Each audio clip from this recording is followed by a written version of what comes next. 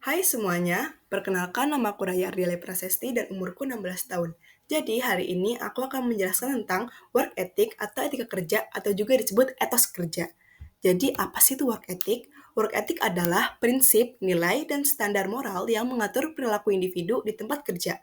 Ini adalah seperangkat aturan yang memandu bagaimana seseorang harus bertindak, berinteraksi, dan melakukan pekerjaannya secara bertanggung jawab dan jujur. Jadi tanpa work ethic, kita tuh nggak bakal berhasil. Karena etika kerja ini penting banget di kehidupan kita sehari-hari. Karena mencerminkan diri kita tuh kayak gimana sih. Kalau misalnya kita kayak males-malesan, gak bertanggung jawab, sering bohong, otomatis kan orang ngapain sih percaya sama kita? Kan kita orangnya kayak gitu. Terus kalau misalnya kita melakukan yang sebaliknya, kayak kita bertanggung jawab, jujur, dan rajin, otomatis orang-orang bakal percaya sama kita dan memberikan kita tanggung jawab yang besar yang mereka yakin kita bakal bisa lakuin. Terus, Thomas Alva Edison pernah berkata, I didn't fail 1,000 times. The light bulb was an invention with 1,000 steps. Jadi dia tuh nggak gagal 1.000 kali. Tapi, bola lampu ini adalah sebuah inovasi dengan 1.000 langkah. Jadi sukses itu gak sat-set wat-wat selesai, tapi ada prosesnya guys. Terus, aku akan jelasin kerja keras versus kerja cerdas. Jadi, kerja keras yang keluar itu adalah tenaga. Jadi, kayak kita harus benar-benar kerja keras yang kalau misalnya kamu, maaf ya, kerja kuli kan kamu otomatis butuh tenaga yang besar. Itu namanya kerja keras. Sedangkan kerja cerdas, dia tuh pakai kreativitas. Misalnya konten kreator. Kan kamu kan pasti butuh suatu ide untuk ini aku bakal bikin konten apa ya selanjutnya. Terus habis itu secara kerja keras waktu yang dibutuhkan tuh lama. Tapi kalau kerja cerdas, dia tuh waktunya lebih cepat dan juga lebih efisien. Tapi emang sih kalau kerja keras pekerjaannya selesai lebih banyak. Tapi kalau kerja cerdas, hasilnya lebih berkualitas. Tapi kalau kerja cerdas tuh cenderung monoton. Jadi kalau misalnya kamu kerja di kantor itu bakal kayak cuma nying, ketik, ketik gitu aja.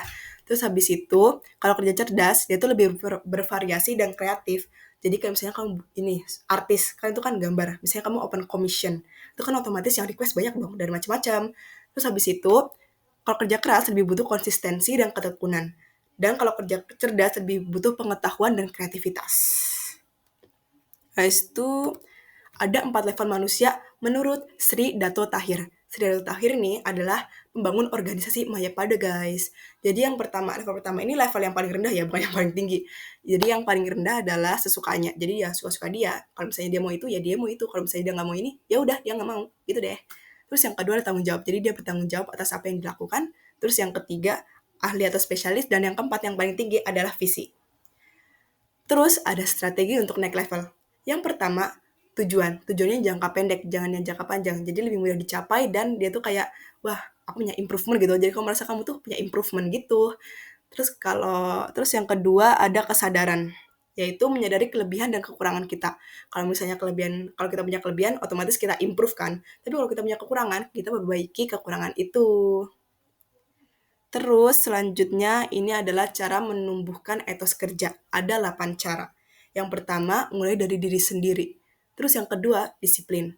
Yang ketiga, jangan buang-buang waktu. Jadi nunda is a big no-no ya guys.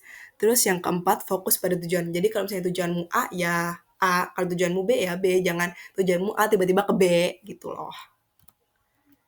Terus yang kelima ada evaluasi diri. Jadi kalau misalnya nih, kamu ada suatu rencana, terus rencananya nggak berjalan lancar, itu kamu evaluasi, kenapa ya nggak berjalan lancar? Why? Gitu loh. Terus yang keenam, atur waktu. Jadi kamu atur waktu kamu jangan berantakan. Dan jangan jadi pengacara pengangguran banyak acara. Jadi orang sukses tuh pasti tuh apa ya nggak sibuk gitu, nggak sibuk tapi dia tuh tahu cara atur waktunya gitu loh. Terus yang ketujuh, cari sumber inspirasi. Jadi kamu termotivasi gitu, kayak, wow, orang ini hebat banget, aku pengen kayak dia. Kalau misalnya nih, kamu pengen jadi gamer. Kamu kalau misalnya nonton Meow Auk, tau lah, dia kan cukup sukses ya. Itu bisa jadi sumber inspirasi kamu. Terus yang ke-8, bisa bersikap profesional. Oke, sekian terima kasih. Makasih ya udah nonton, bye-bye.